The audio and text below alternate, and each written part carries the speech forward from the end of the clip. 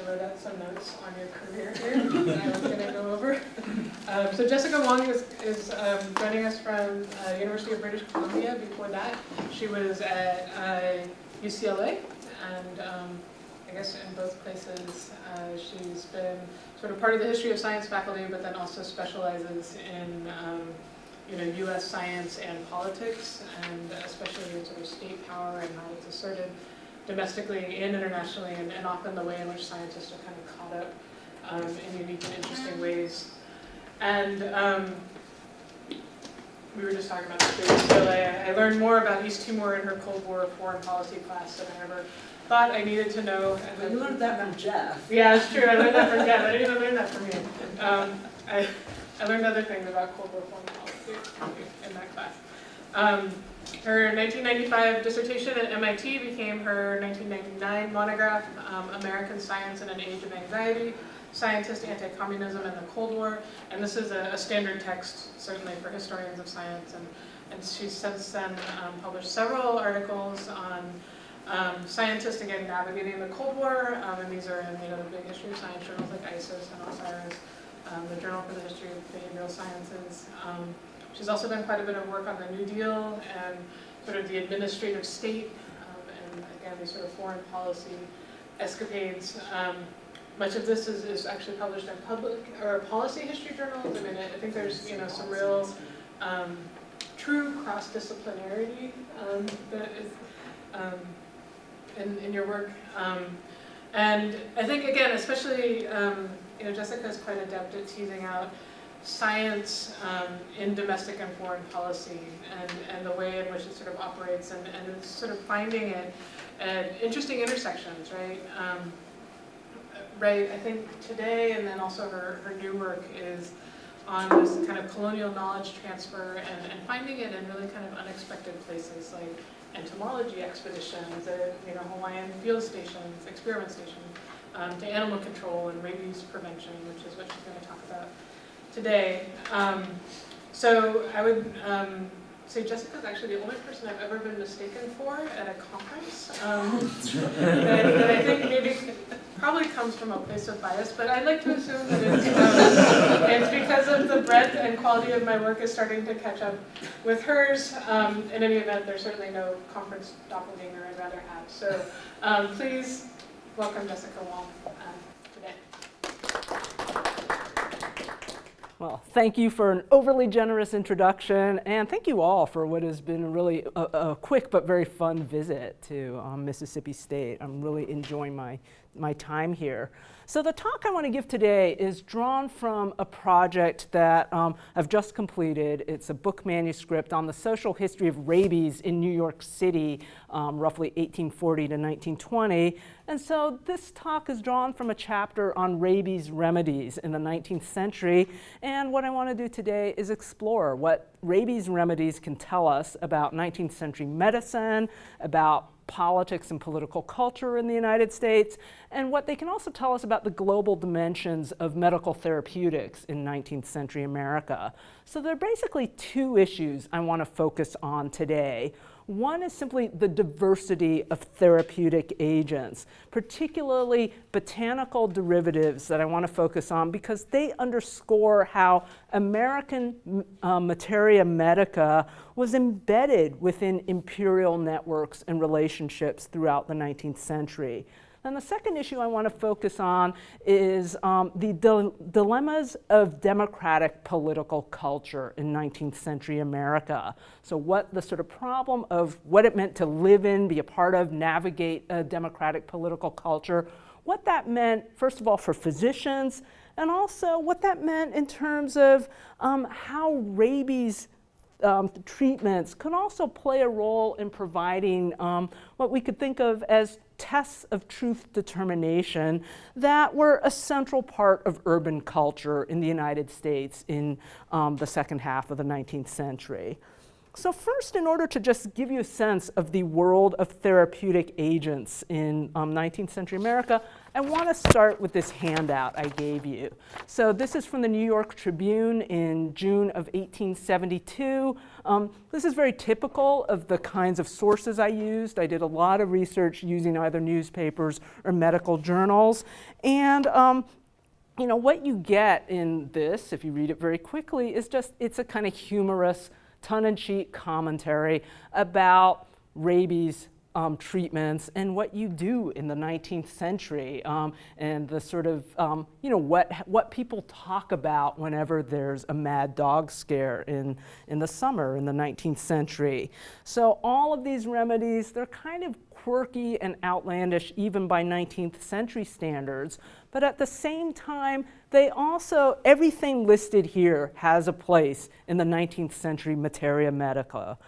So, you know, and I'm not going to take these in order, but if you start with nitrate of ammonia, this was thought to have diuretic properties. It was part of the materia medica of the therapeutic arsenal of regular physicians or allopathic physicians. This was part of the sort of the set of chemical agents that they could use for therapeutic purposes. If you will notice, powdered castor, you might think that's somehow related to castor oil and the castor bean. I think it's not, actually, because castor plant derivatives like castor oil were thought to have purgative properties, which is not really what you want to use to treat rabies, at least not in the 19th century. I think it actually refers to the castor sac of the beaver, because that was recognized in medical tradition as being this musk-like substance that had antispasmodic and stimulative effects, which under 19th century medical thought, you know, an antispasmodic is exactly what you want in order to treat the uncontrollable paroxysms that are a part of rabies and its symptomatology. If you go down on the list, you find chloroform and morphine. I mean, this is all about how, starting in the mid-19th century, these new and powerful anesthetics and sedatives and painkillers became available, and they're part of this new world of medical chemistry in the mid-19th century. Juniper could be a part of regular or allopathic medicine. It was used by regular physicians as a stimulant to deal with the stomach and the kidneys. But I think oil of juniper, because juniper was such a common plant in the United States, that this also suggests the possibilities of folk medicine and the kinds of treatments that botanic medical practitioners, sort of what today we would call alternative practitioners, people like the Thompsonians and other medical sectarians, this is perhaps the kind of thing that might be a part of their medical arsenal as well.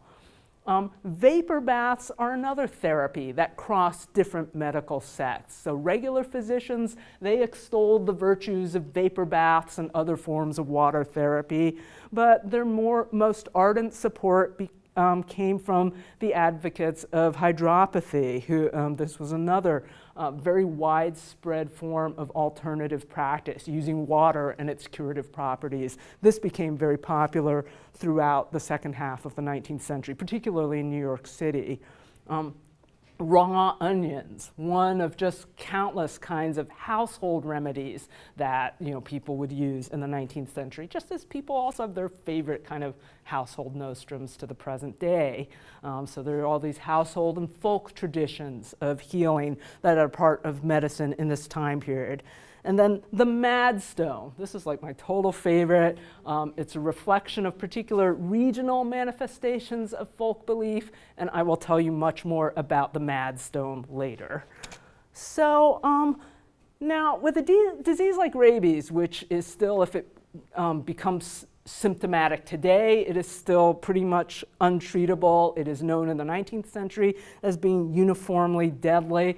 I mean, in particular, with a disease like that, you know, all remedies are kind of equally outlandish and equally plausible at the same time, right? Because you have a disease that you know to be uniformly deadly, yet at the same time, one always hopes there's something that might work, and so anything. So in the 19th century, The one preventative measure that's known to be of use, that according to 19th century medical statistics is helpful, is cauterization of the wound. If you're bitten by a mad animal and cauterize the wound immediately, it will not absolutely prevent rabies, but according to 19th century medical statistics, it will significantly reduce your chances of getting rabies if you're bitten by a rabid animal. That's the one demonstrated method of prevention with efficacy before Pasteur's rabies vaccination becomes available in 1885. But when prevention failed, according to both medical consensus and broader cultural consensus, fatality was inevitable if rabies became symptomatic. But at the same time, it's the very rare physician who could acknowledge openly, as one once did, that if you faced a rabies case, he wrote to the, in preparation for the 1856 AMA report on rabies, he said that not knowing what to do, I did nothing. But that was a very rare kind of response. I mean, medical treatises stressed to physician that if you had a sick patient, you had to act and try to keep hope alive, even in the most hopeless cases, that somewhere, somehow a cure existed for every disease. There were also always reports of recoveries from rabies that, however unlikely they seemed, well, who knew? Maybe one of these reports was actually accurate. And so because of that, I think that situation, that sort of hope that somewhere there's a cure, that maybe one of these reported cures actually succeeded, that supports a kind of 19th century mishmash of various traditional practices, including what you've got here in this article, including all sorts of other possibilities as well. Now, as a part of that, so I won't go through the whole world of rabies remedies today, we just don't really have time, but I really want to focus on the botanical sort of derivatives and extracts that were available and became increasingly available in the second half of the 19th century, because these also tell us that medical practices and the therapeutics in use, they weren't just local, but they were global in nature. That these are items that help us to understand the place of American medicine within a globalized world of commodities, because all sorts of plants and plant derivatives that were previously unknown in the United States, they were coming into the country from Asia, Latin America, and Africa via the pathways of empire. So for example, in New York newspapers and medical journals throughout the second half of the 19th century, you get reports of cannabis indica, Huanan, jabarandi, which is from Latin America, and pilocarpine is the chemical derivative that comes from it, and curare. That you get these reports of these different sort of plant-based therapeutics that are reported to have medical uses, including use in treating rabies. And I'll just discuss Huanan and curare in some detail. So, for example, cannabis indica reaches flows via the kind of networks of knowledge tied to imperialism coming out of British imperialism. Well, Huanan has a similar kind of history, but it comes out of the world of French imperialism in Indochina. So this is a drug that first comes to French attention when a Catholic bishop in Tonkin learns that it has a reputation among locals and that it can function as a treatment for rabies and also for leprosy. And so you can see here a little bit of some of the things I'm talking about here. And this Catholic bishop, he sent a sample of this powdered bark to Paris in 1874 for chemical analysis. And then within a few years of that, the director of the Paris Seminary of Foreign Missions, his name was Émile Charles Deserteur, he sort of actually places the European kind of discovery of Huanan within the history of Vietnamese resistance to the growing assertion of French power in Indochina or in Vietnam. And so, I don't know why the text has disappeared from there, but it doesn't matter. But anyway, so this is a substance that comes explicitly out of a kind of moment of colonial confrontation. Because according to the story that Lecerteau told in this sort of pamphlet or treatise that he published on the topic, he reported that this Catholic bishop sent this rabies remedy to France as an expression of gratitude for the aid that French Catholics and other European Catholics had sent following attacks on the French mission in Tonkin during an attempted coup against Vietnam's emperor at the beginning of 1874. So in the introduction to this treatise, he writes about this, and he depicts these revolutionaries or would-be revolutionaries as religious zealots and seditionists. He basically suggests they don't have any legitimate political cause. In reality, though, of course, this violence was anti-colonial in nature. It was a response to the recent French seizure of the city of Hanoi. It was not explicitly aimed at undermining the emperor's rule directly, but it was also part, over the longer term, of the erosion of respect for the Nguyen dynasty in Vietnam, and it was part of the erosion of the imperial court's authority precisely because the royal court proved so unable to contain French imperialism. So this is the kind of context out of which global materia medica emerges. And then as the 1870s progressed, and as the French sought to consolidate and expand their power in Indochina, well, how did Huanan spread elsewhere? Well, it spreads along the pathways of empire. It spreads particularly through Catholic networks. And so it goes from Vietnam to Trinidad to Guadeloupe. It's found in the Danish Antilles, found in Venezuela. It reaches India through the French mission in Pondicherry. Also goes via missionaries to Mesopotamia, Egypt, and is thought to have a whole lot of medical uses, including as a treatment for leprosy and for rabies. And as a part of this circulation of Huanan as a therapy, it also, news of its possibilities reached the United States through the medical literature. And Huanan actually reached New York City when a local physician tried to use it as a leprosy treatment. And it's not exactly clear where he got his sample of the drug, but he had been in correspondence with a Dominican priest, and that's probably, I think, the route of transmission. And so it was tried in New York as a leprosy treatment.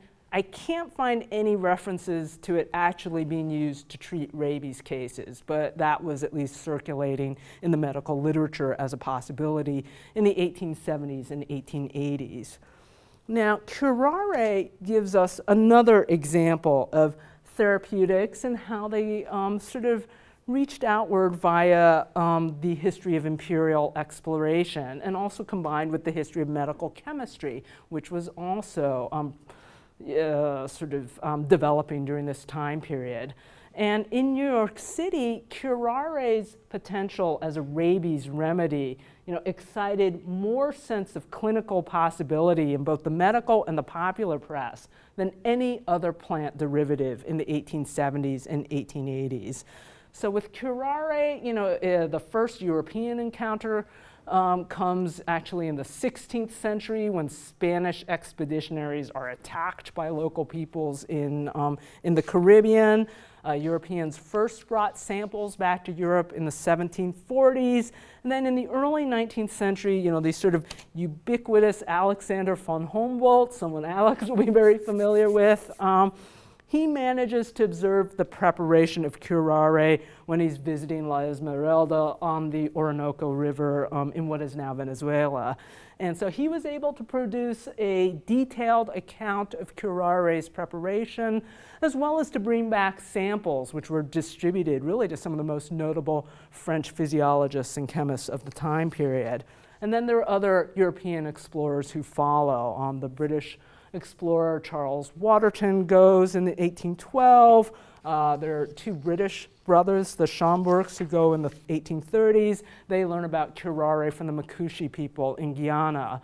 And so these are the intermediaries who they bring back knowledge, both accurate and inaccurate, about curare and how it's prepared. They establish supply lines, and they basically mediate the knowledge flow between indigenous peoples in South America and in the Caribbean and European scientific and medical elites. And then in the context of, and again we'll go back to the actual plants themselves, within this setting of 19th century exploration and also mid-19th century physiological research, well, physicians began to anticipate, well, the paralytic effects of curare, this might be useful for controlling and treating diseases that involve extreme spasms. So, not just rabies, but tetanus, epilepsy, and other conditions as well, and that maybe it would even cure them. And I think the first sort of clinical effort at using curare actually takes place in New York City. A local surgeon tries to use it to treat a case of tetanus. And even though that patient died, physicians on both sides of the Atlantic in the second half of the 19th century kept trying to use curare to treat various conditions. And in fact, after the mid-1870s, when German reports reached the US that a woman had been cured through the use of curare, had been cured of rabies, this excited a lot of attention and a lot of effort to employ curare as a rabies treatment. So it was common enough by the late 1880s, in fact, that the New York Herald said that it was just part of the ordinary treatment for rabies cases. So curare was actually in fairly common usage in the New York area by the late 19th century. So these sorts of plant derivatives, in the second half of the 19th century, things like curare, huanan, and other plant derivatives, as they enter into use as medical therapeutics, I think they're also symbolic of the combination of chemistry, experimental physiology, and empire that became a particularly potent combination in this time period that helped to enlarge the sort of therapeutic possibilities of the second half of the 19th century, and that were part of really what was a sort of transformative expansion of medical therapeutics in that time period.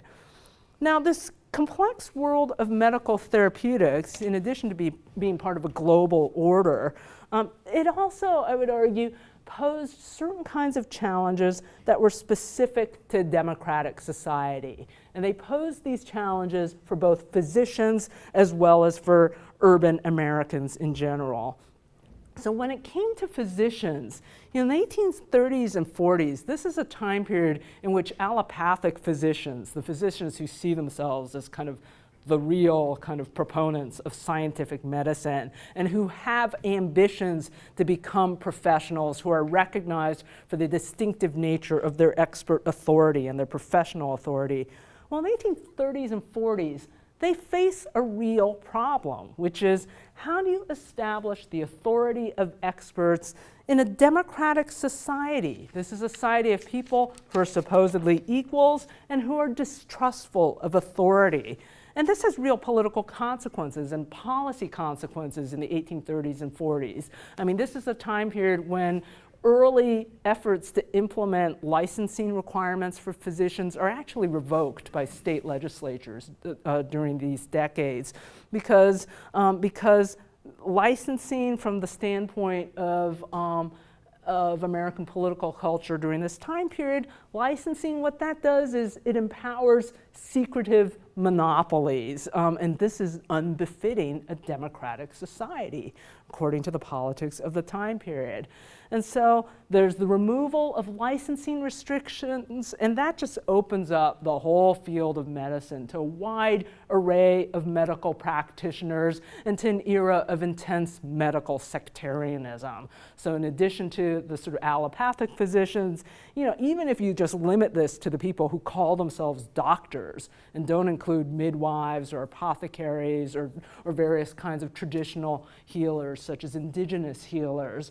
Even if you just look at people who call themselves doctors, in addition to the regulars, you have the Thomsonians, you've got the eclectics, later on you get the neo-Thomsonians, homeopathy comes into vogue, and so on and so forth. There are all these alternative communities of practice, and there's heated competition for medical authority. Now, so therapeutic diversity, that is all this world of all these different therapies, this also exists within a democratic political culture that emphasizes free competition and that emphasizes that self-governing individuals have sort of the power to judge truth value for themselves. And so in that kind of culture, whether or not to rely upon, household remedies, folk remedies, allopathic medicine, or any of the other kinds of alternatives, well, your choices are largely subject to individual taste and circumstance and judgment. So allopathic physicians have to operate within this culture, and they respond by professing the distinct and superior nature of their skill. Yet at every turn, they also emit mixed messages. So, so physicians, they lay their claim to their expert authority, their special skill, their exclusive medical authority. They lay their claims on constitutionalism, which is the dominant framework for understanding disease and illness in the 19th century. And so constitutional theory assumes that most illnesses are not caused by some specific disease agent. Rabies is an exception. It's one of the relatively few 19th century conditions that people do see as caused by a specific poison that comes from the saliva of a mad animal, specifically a dog.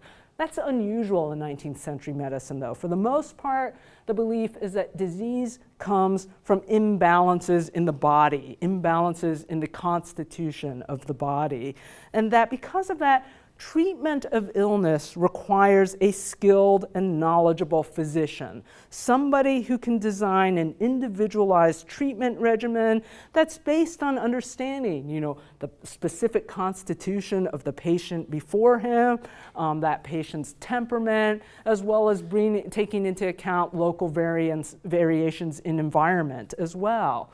And so a physician could encounter the same disease state in two different people and design very different therapies for them because you have to take into account, the patient's own condition. Are they nervous or vigorous in appearance, for example? What's the local geography? Is it sort of lower elevation and kind of damp, or are they in a drier environment? Seasonal conditions mattered, current temperature mattered, and current weather mattered.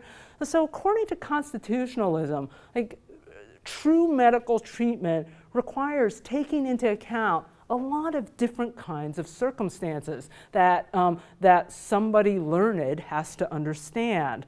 Whereas, people who claim to be able to cure people through formulaic regimens and standardized nostrums, patent medicines, and things of the like, well, only quacks claim you can cure just by giving somebody a specific kind of medication. That the real physician, though, depends on discerning judgment and the ability to draw from the full range of the therapeutic arsenal in making these decisions about what therapeutics to recommend. So that's the case for expertise.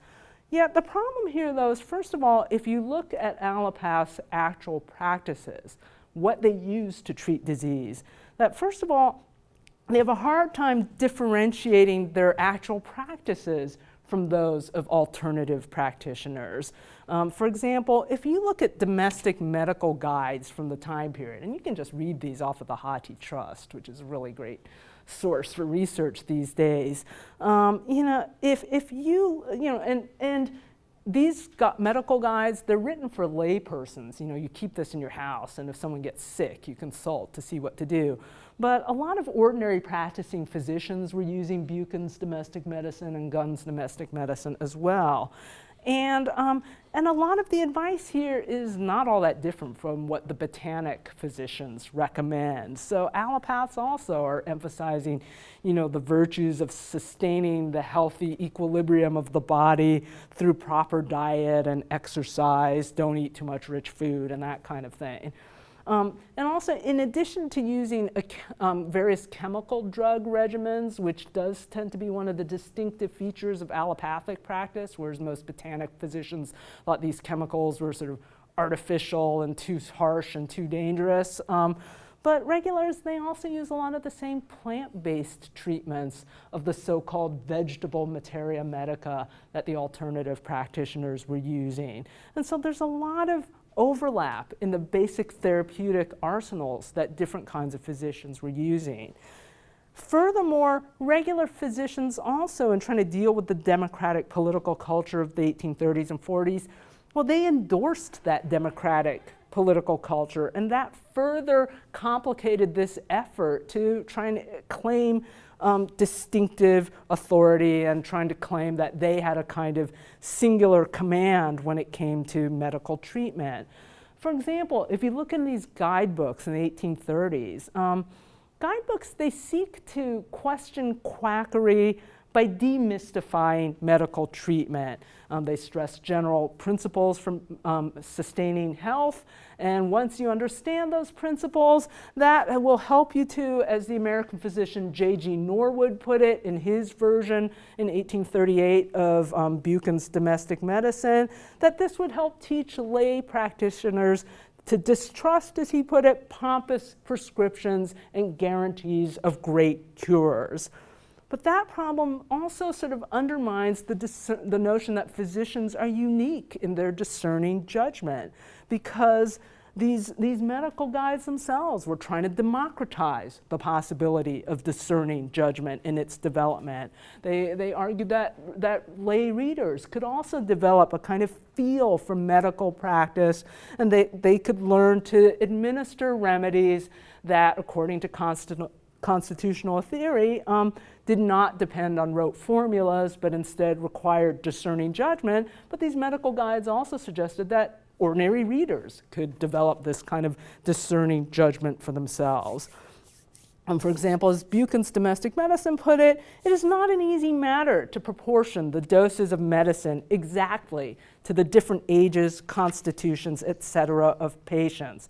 And as a result, the text went on, a great deal must be left to the judgment and skill of the person who administers the medicine. That person, in the case of the reader, not necessarily being a trained physician. Or in 1835, the fourth edition of Gunn's Domestic Medicine tells readers to rely on, as the text puts it, common sense and matter-of-fact disclosures. That this is the kind of answer to the arcane pronouncements that quacks use to try and lure the unwary into credulity. And so Gunn also values, like Buchan, values what the book describes as discriminating judgment. That's the most important attribute to learning to treat illness, is the development of discriminating judgment. Now, both of these texts, they also warn, don't go too far. If you really can't handle something, go see a doctor. So there is that kind of disclaimer. But the overtenor here, though, is that, well, if you read this, if you learn to think like a physician, that any person who adopts the sort of right mindset and proper reasoning really can become his or her own doctor. And so, so medical authority isn't exclusive, that everybody has the possibility of developing discerning judgment. So you have this cultural setting of kind of widely diffused medical authority and all these different schools of thought and the primacy of private judgment. And it's because of that, I think, that's the kind of culture that can sustain this sort of diverse world of therapeutics, because everybody is sort of in a position to judge for themselves. And so you get sort of all manner of therapeutic possibilities that I think I won't go into here. So that's a problem of sort of medical authority within a democratic society. Now, at the same time, this problem of medical authority and a democratic society, also specifically in urban areas, also generates a culture that constantly tries to test the ability of individual Americans to gauge the truth of whatever propositions they encountered as they navigated urban life. And you get a culture that is also designed to try and help Americans to hone their skills in distinguishing truth from bunk. And this problem of truth determination in a democratic society became particularly acute in American cities because of what it meant to enter into this crowded world of strangers at a time when urbanization in a big way was really taking off for the first time. And so, you know, quite a lot of scholars of the mid-19th century, Karen Haltunen and others, you know, they've written about, for example, the obsession with the figure of the con man in the mid-19th century. You know, this figure who was always ready to fleece rubes from the countryside upon their entry into urban life. And I think the con man is just one symbol of just how jarring urban life was, and this sort of setting in which there always seemed to be like grand opportunity, but also fraud that was just a part of the dizzying new possibilities of the marketplace in an expanding national economy. And so with this obsession with the figure of the con man, that this raised anxieties that people, particularly people in cities, they needed to be able to cultivate keen powers of observation and judgment in order to try and protect themselves and to ward off dangerous forms of credulity in this world that was just full of confidence men and their deceptions. So as a part of this world, and again, this is other historians' work and not mine, but various kinds of institutions devoted to natural history are part of this world of teaching people to cultivate their powers of observation and judgment. And natural history institutions offer these forums for people to develop and to test their acuity at observation. For example, Barnum's American Museum with its displays of the Fiji mermaid and other kinds of fantastic objects. This was one kind of site for encountering strange and unnatural objects and trying to decide real or not real, you know, truth or bunk. There were other kinds of possibilities, news of hoaxes, such as the story of the Cardiff Giant that was unearthed in upstate, oh, I don't have the Cardiff Giant here. The Cardiff Giant was unearthed in upstate New York in 1869. And Michael Pettit has written a great article about this. The Cardiff Giant was another opportunity to like visit the site, to see this fantastic object, decide, was this really some sort of preserved giant human being, or was this fakery at work? So these kinds of settings and encounters with claims about natural history offered opportunities, particularly in cities with institutions like the American Museum, offered them these chances to confront the limits of trust, to hone their senses. It offered opportunities to try and test one's ability to distinguish between truth and bunk. And, you know, as much as like stuff like the Fiji mermaid just looks ridiculous to people today, perhaps, you know, it wasn't necessarily easy to draw these distinctions in the 19th century because nature, you know, on the one hand, it was a source of sort of opportunity for fakery, but on the other hand, it provided those kinds of opportunities because nature in this time period is also a source of mystery and strange possibility. I mean, that's precisely why natural objects flirt this boundary line between reality and imagination, and exploring that boundary between the real and the unreal. That's why this had so much allure in the 19th century.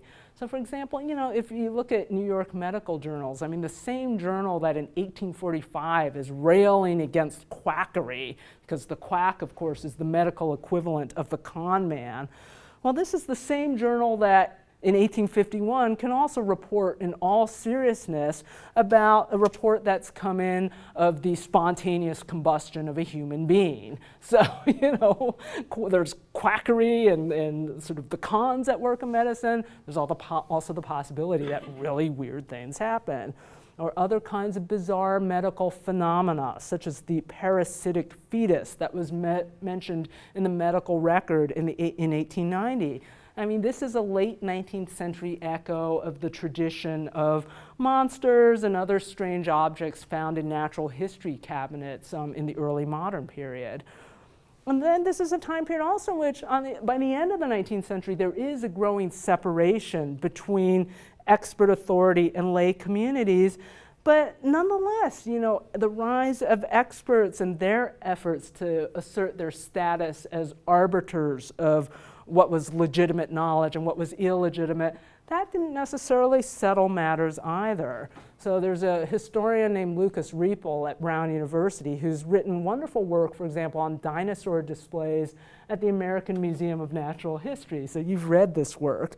And, and these paleontologists who they're trying themselves to be as scientific as possible, but they're struggling with this balance between appealing to audiences and who want to understand what's strange and wonderful about dinosaurs, but they also have to rein in their own kind of speculative impulses. They're assembling these skeletons and these elaborate dioramas that purport to tell you sort of something about dinosaur morphology and ecology, when they don't really know. Like, do you portray dinosaurs in a herd or not? There's not really scientific evidence that tells you how to do this, yet you have to put up a display and be somehow evocative, and how do you do it, and what are the limits of expertise there?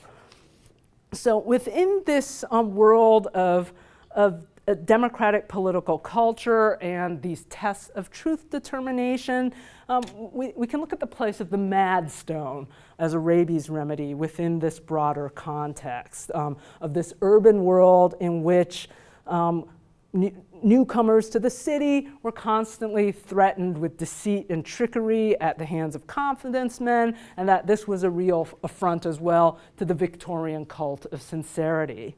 So mad stones, they're basically an American variant of snake stones or bezoars or tabashir, other animal-derived or stone-like objects that were purported to have powerful medical qualities.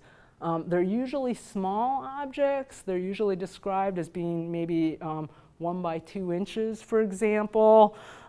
They varied in appearance and composition. Some of them were hairballs or mineral deposits that came from the stomachs of ruminants. Others were purely geological in origin.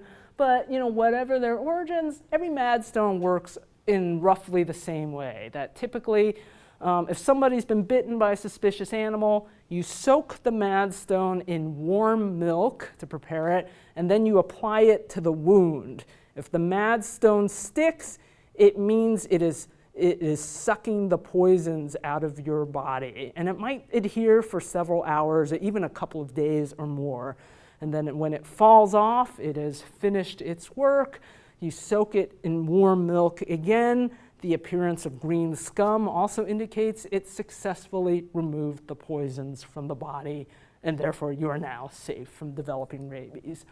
So that's how it works. By the way, the disclaimer here is if you're bitten by a mad dog, I really don't recommend this, but never take medical advice from a historian. So mad stones, that's how they're purported to work. They're actually in common use, fairly common use by medical and lay practitioners. I mean, common's the wrong word because they're also somewhat rare objects, but they're used in the American South, so Mississippi, for example. They're used in parts of the Midwest, in Oklahoma and Texas as well. And people who owned Madstones and people who submitted to their use, they thought of these as rare and valuable objects. And in fact, specific Madstones, you know, some of them had a sort of a high level of provenance. They had standing, and they could attract patients from, you know, dozens or even hundreds of miles away. You might travel hundreds of miles to be treated with a Madstone with a particularly strong reputation. You know, really good Madstones, they had names. You know, there was the Mascot in Kansas City, or the Fauquier Madstone of Fauquier County in Virginia.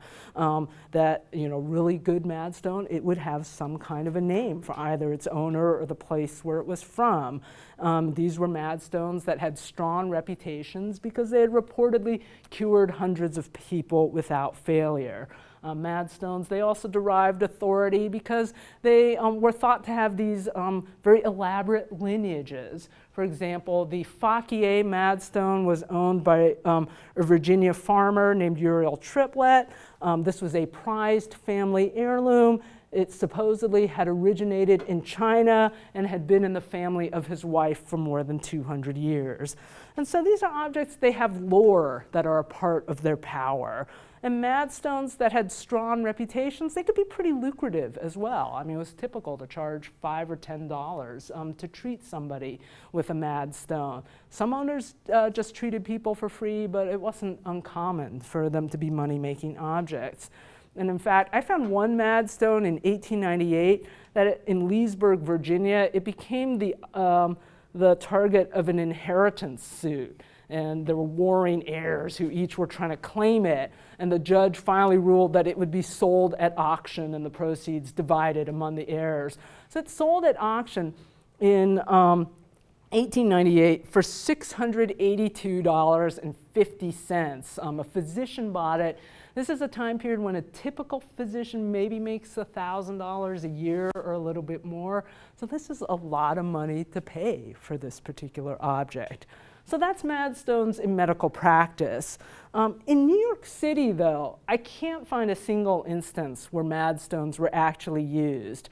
Rather, in New York, their virtual presence in sometimes the medical literature, also in city newspapers. But they're a part of the popular medical imagination. And I think the range of Madstone commentaries, you know, some of them are just straightforward reportage about their characteristics and testimonials about how well they worked. There are capsule accounts of success or failure of use from around the country. There are tongue-in-cheek stories about them as medical curiosities. There are outright dismissals and debunkings as well. That these are also a part of this culture of credulity and humbug that surrounds science and medicine and American culture in the 19th century. So, you know, because, again, these are medical and natural objects that are purported to have marvelous healing powers. And because of that, Madstones offer yet another opportunity for New Yorkers to kind of deliberate and debate and come to conclusions for themselves about possibility and its limits. So, you know, these, again, the Madstones, they're part of this world of Barnum's American Museum, or the world that also includes, there's an anatomical museum by an eclectic physician, Worcester Beach. In the late 19th century, there's also Kahn's Museum, which is right on Broadway in the late 19th century. And again, this is part of this culture that primes viewers to contemplate the mysterious, wondrous, bizarre, and even grotesque possibilities of the natural world. And these encounters that are both awe-inspiring and kind of spine-tingling and strange at the same time.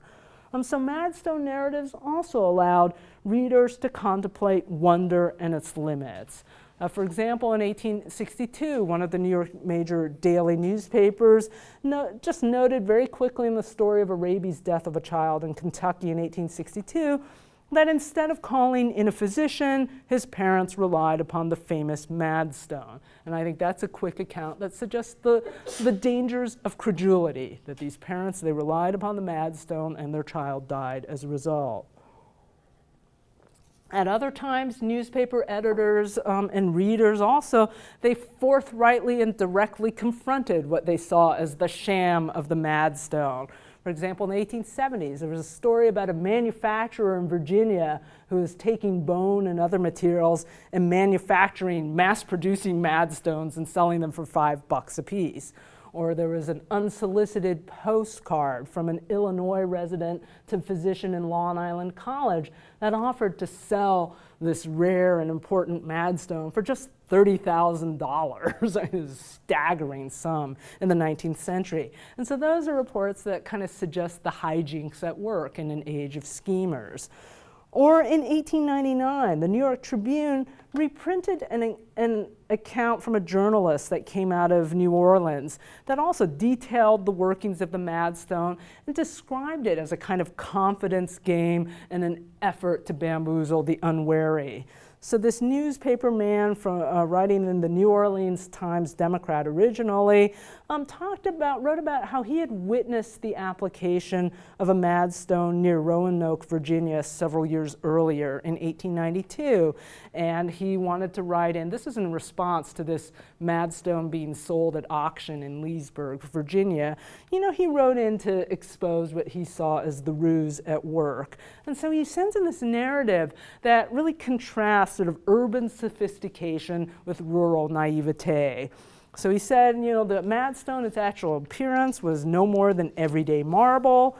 It adhered on exactly the same principle as the leather suckers made by schoolboys, but the spectacle was hailed as a miracle by the simple-minded rustics who submitted themselves to the treatment. And then he wrote the solemn farce was repeated with each of 5 people. And he described how all of them firmly believed that the treatment had saved their lives. But in contrast, he, depicting himself as the sort of urbane, hard-boiled reporter from New Orleans, from his standpoint, these patients were mere marks who had simply been hoodwinked. And so as he wrote, as far as I could learn, none afterward had hydrophobia. But there was absolutely no evidence that the dog was mad, and as it was foolishly killed, nobody could be certain. The patients were charged $5 apiece, and I was told that the old man, the one with the Madstone, made a tidy thing out of his practice. So in the end, this was a kind of parable of humbug that was serving to warn readers to maintain their guard, or they too could be conned and snookered. At the same time, though, on the one hand, there's all this skeptical commentary. On the other hand, though, New York newspapers never entirely dismiss the sort of wondrous possibilities of treatment by Madstone.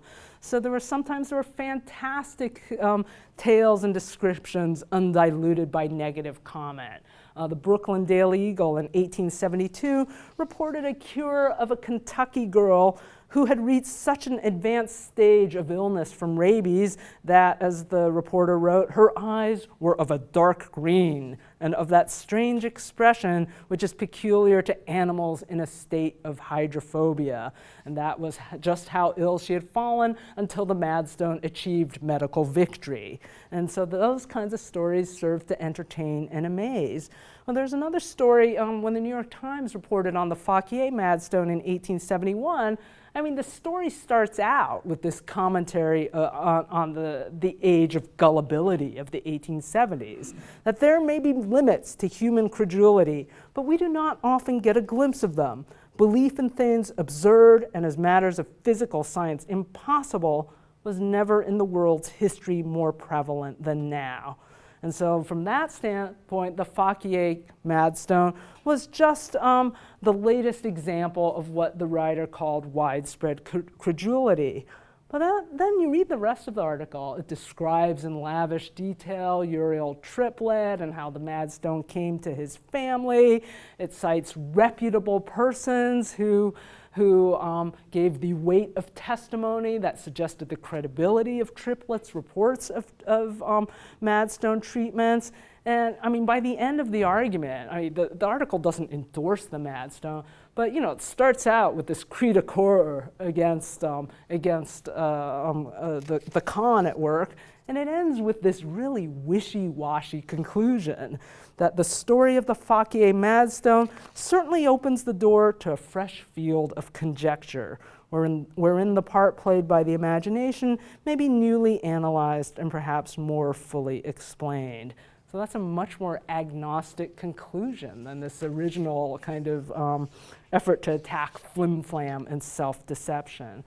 And I think that kind of equivocal response, it really shouldn't surprise us, because the thing that made Madstones worthy of attention in the first place was the fact that they were thought to have strange and wondrous properties in a time period in which people are primed to appreciate a thin borderline between extraordinary possibility and complete hokum and flim-flam.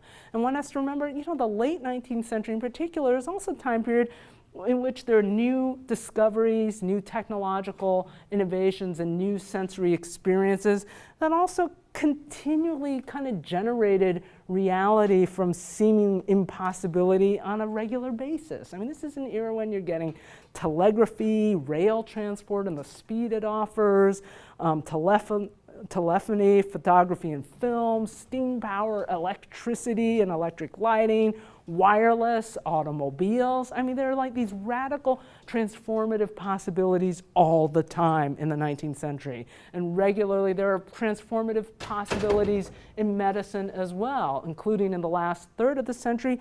I mean, the rise of germ theory itself and how it reveals this hidden world of tiny, seemingly living organisms that also seem to suggest to people in the late 19th century that there was this whole other level of reality exposed by the microscope. So, in that kind of context, it's kind of no wonder that Americans had so much trouble distinguishing between reality and fakery in the 19th century. And Madstones were just one of countless other possibilities for testing one's savvy in this particular kind of world generated through urban anomie and its dangers, but also the new possibilities of life in the late 19th century. So with that, let me quickly conclude here. And I want to conclude by going back to Alexis de Tocqueville, Democracy in America, Volume 2. Because in that volume, he identifies early on one of the central tensions of knowledge in a democratic society. That namely, on the one hand, nobody in a democratic society wants to believe in anybody's authority but his or her own. That citizens in a state who live in a state of full equality, he writes, are constantly brought back to their own reason as the most obvious and proximate source of truth. So that's, on the one hand, in a democratic society, people believe in their own powers of judgment, and that's how they determine truth. On the other hand, though, Tocqueville points out, nobody can actually live that way, because you can't navigate life if you're just constantly, every proposition you encounter, you try to test it for yourself and prove to yourself its truth value. As Tocqueville wrote, if man were forced to demonstrate for himself all the truths of which he makes daily use, his task would never end. And so just at a practical level, truth determination and action based on reason, it had to depend on trust. And so as Tocqueville put it, he is reduced to take on trust, a host of facts and opinions which he has not had either the time or the power to verify for himself.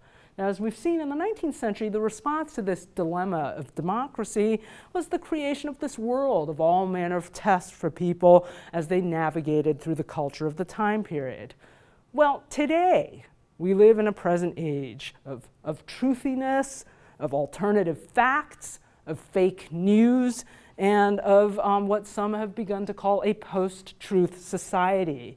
And I think in the circumstances we live today, this message of Tocqueville's is something we ought to keep in mind, because we have the same problem today, but we don't really have these 19th century institutions for testing our acuity in distinguishing truth from bunk.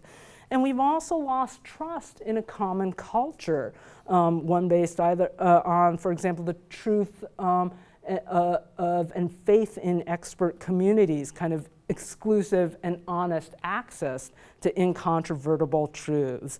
And so the problem for the United States is, how does a society as a whole find some kind of happy medium between complete and naive credulity in whatever anyone says versus a skepticism so extreme that it just turns into nihilism? And so this problem of truth determination, this problem of developing discerning judgment and using it as the basis of a democratic society, this was not just a 19th century conundrum, it's today's conundrum as well. And so that's where I'll leave it.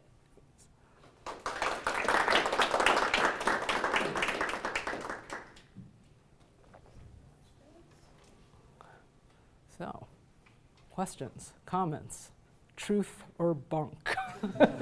So, one very just sort of technical question.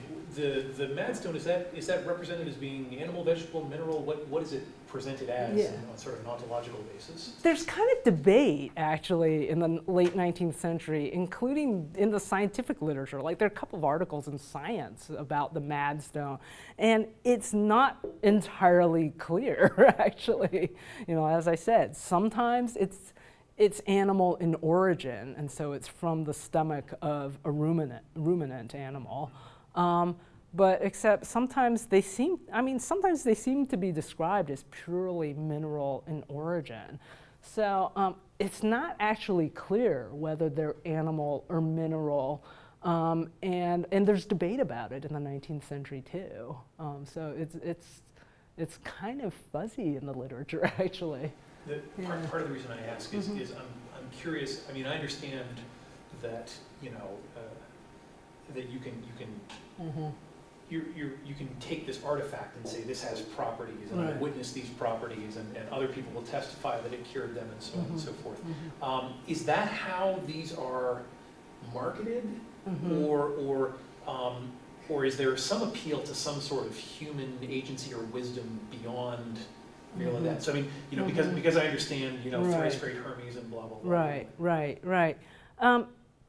It's not so much individual human wisdom, but I think it's about lineage. Because, like, what makes this a powerful and wondrous object, right? I mean, there are two things. One is reputation. So it's known in a particular region that so-and-so owns this madstone, that hundreds of people have been treated by it, none of them have come down with rabies. And so partly it's reputation, even though sometimes, there are plenty of newspaper reports of people being treated by madstone and dying, too, of rabies nonetheless. So, it's clear that even from newspaper accounts, this idea of complete efficacy is not very tenable. But nonetheless, they have reputation locally. But lineage also matters. So, the part of the question is, well, where are these things from? Well, good madstones, they're usually somehow old in origin, like this one from China. There's another one that I've read about that I think was supposedly had origins with Native Americans, or there's another one that supposedly originated from enslaved African Americans. And so there's also, again, this appeal to kind of these places that have ancient knowledge in some place, or sort of the sort of ancient wisdoms of people who, yes, their contemporary descendants today are, according to Euro-American culture, inferior, but nonetheless, there are these still these objects that retain this sort of connection to ancient wisdom. So I think that's what's going on, is that lineage is a part of their reputation. So that's how I'd answer that. I have a question about food. How stable is rabies, like the definition of rabies? I mean, because it seems like for them to claim that someone had rabies and then was cured of rabies, I mean, does there have to be a bite? Does there have to be hydrophobia demonstrated? I mean, it's easy to cure something that. Right. Well, the reaction always is, I mean, on the one hand, okay, there are these reports that somebody is cured. There's even some, among physicians, some belief that maybe it's true. I mean, that's the case of this German report on curare. At the same time, though, physicians at least are skeptical, and this is the weird middle ground, because on the one hand, you get reports of cures all the time, right? On the other hand, though, people inevitably say, well, it's rabies, it's hydrophobia, and also but we know it's incurable. So if somebody recovers, that just means they didn't have rabies in the first place. And so that's also this problem of, well, how can you find a cure for disease that's incurable, and how can, sort of cures be believed in when claims of cure come along? And so, and I think curare is that kind of story in which, okay, there's a German claim, they start using curare in the New York area. I know of at least half a dozen incidents, and I also have this comment in the New York Herald that it's a kind of standard treatment by that time period. But it doesn't seem to work, and they sort of gradually have to abandon it. And the other problem that happens in the late 19th century, and this is in a different chapter of the book, is this is also the era of, by the late 19th century, it's the heyday of neurasthenia and nervous disorder. And so the problem of cases of false hydrophobia, which they know about earlier, in which people they've been bitten by a dog, they get really worried, they think they have hydrophobia, and some people even die from this. This becomes an particularly acute problem among American neurologists in the late 19th century, that they identify false hydrophobia as a growing problem because it's sort of related to neurasthenia and this general problem of nervousness as an aspect of American civilization. So they think there's this growing kind of epidemic, that's maybe too strong a word, but growing numbers of cases of false hydrophobia. And so, so again, lots of people, they recover because they didn't have the disease in the first place. But sometimes people die, and they die of their own nervousness and the power of the mind, right? That they died of this false. Right. How do you determine it? Because in some cases there's argument. Did he die of false hydrophobia, or was it a real case? Partly it's, and it's an argument about, among physicians about symptoms and what do the symptoms show? Are they suggestive of true hydrophobia or not? And different physicians will disagree about this. History of dog bite is important. If there's no history of dog bite, you can be more dismissive. But a lot of it's just based on symptomatology, were they known to be an alcoholic? Because those symptoms are also apparently often there are always these debates, was it just delirium tremens, or was it rabies? Or did he really have tetanus instead of rabies? And physicians who saw rabies cases, real ones, they claimed the convulsions are very different from tetanus. I'm not a clinician, I have no idea. But these are the sorts of categories they're using as they debate about these issues. So it ends up being pretty complicated actually, because of the question of, well, what counts as a true rabies case? And at a certain point it becomes kind of circular. True rabies case is somebody who was bitten by a dog that was clearly documented as mad and who also subsequently dies. Incubation periods were important too. Like if somebody had been bitten more than a year earlier, that was kind of suspicious. But the CDC, at least on their website, says there's an incubation period as long as 19 years on record that at least the CDC seems to consider to be credible. So, part of the question, with rabies as a disease, how long can the incubation period be? It's not actually clear. Standard incubation is kind of 1 to 3 months. Up to a year is not uncommon. Beyond a year or two, 19th century physicians are suspicious, but they're not necessarily dismissive. And partly it's a matter of consensus. So I read this one case history in which the physician's pretty convinced that it is rabies, and but the bite occurred I forget how many, 20 years earlier. But he has another physician with him, and they consult each other, and they agree this is a case of true rabies. And so he uses that to bolster his account. He has the opinion of a fellow professional.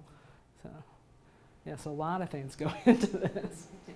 So I was just wondering, I really like the list that you led with, because I think it nicely encapsulates the diversity that you speak to. Yeah. I'm sort of wondering what happens to this list once the rabies vaccine is introduced. Because it perhaps I misheard you, but I thought some of the examples of Madstone usage you mentioned, post-date. Yeah, they do. And so I'm wondering, does this list collapse to a single line, use the vaccine, And if not, what accounts for the continued diversity of recourses, especially the continued use of something like the Madstone, which does have that sort of truthiness problem? Yeah. No, it's a great question because Madstone use persists significantly beyond 1885 when you get the introduction of Pasteurian rabies vaccination. And I think it persists for a number of reasons. One of them is that to get Pasteur treatment, initially you have to be able to go to Paris. Or in 1890, it gets established in New York City. But you also have to be able to go to New York, spend 2 to 3 weeks there, and afford to do that. And that's not really accessible to a lot of people. So the Madstone in those contexts is a more viable option. So that, I think, sustains alternative therapy. Another thing that sustains alternatives is, and this is true of hydropathy, which I didn't talk about, but the vapor bath as a treatment also goes beyond 1885 and is used in New York City as well. And that's because, and there are a number of things that sustain vapor baths as an alternative treatment. One is sort of the reputation of hydropathy and all this sort of interest in the water cure, which is a real craze in the late 19th century. You seem to have read about it, right? There's also the fact that regular physicians, they also sort of believe in the judicious use of bathing. They just think these hydropaths don't have the authority and command to do it properly. And I think the medical record publishes, for example, a story about a vapor bath in Paris in which somebody gets a terrible ear infection and dies because clearly these quacks can't diagnose and use a vapor bath properly, but we physicians can. But the third thing in the case of hydropathy is animal welfare advocacy. Because animal welfare advocates, they hate Pasteur. They see, this is experimentation that arises as they see it out of the cruel and horrific treatment of animals. And sometimes animal welfare advocates, they kind of try not to cross the line in terms of denying that hydrophobia is a real disease. But they come pretty close to that kind of denial. And every time they do engage in denial and get called on it, they'll step back and say, well, we didn't mean that. What we meant is that it's really rare in most cases of false anyway. And their argument, standard argument from the ASPCA is that hydrophobia is incredibly rare if it even does exist. And if you should get it, the vapor bath is a perfectly good treatment for it. So animal welfare advocacy also helps to sustain that alternative. And I think what also sustains it is, so Pasteur treatment, if you get it in time, almost always works, but there are a few exceptions. And when it fails, what are you gonna do, right? If you actually get symptomatic rabies, that's when you are left with all of these other options. Now, I don't actually know when this whole world of alternative options, for the most part, disappears. I think today most people wouldn't resort to the Madstone, and it's hard to find somebody who's actually using one anymore. So today, I think there's sort of more standard medical regimens that you try, but even so, they usually fail today. The best that, and again, I'm not a physician, but the best that allopathic medicine can offer today is induced coma. And some people have survived, but there's extensive neurological damage. And it's not clear, there's some debate over whether they've survived because of induced coma, or there's some debate that bat rabies may just be not as devastating as canine rabies. And so maybe that's why they're survived. But it's a very perplexing disease, treatment-wise, to the present day. Any other questions? Okay, well then we can stop. I know they need the room at 5. I promise we'd be out at 5:15. Oh, okay. Oops. Sorry. Well, no. Well, thank you again for a really interesting talk. Okay, well, thank you.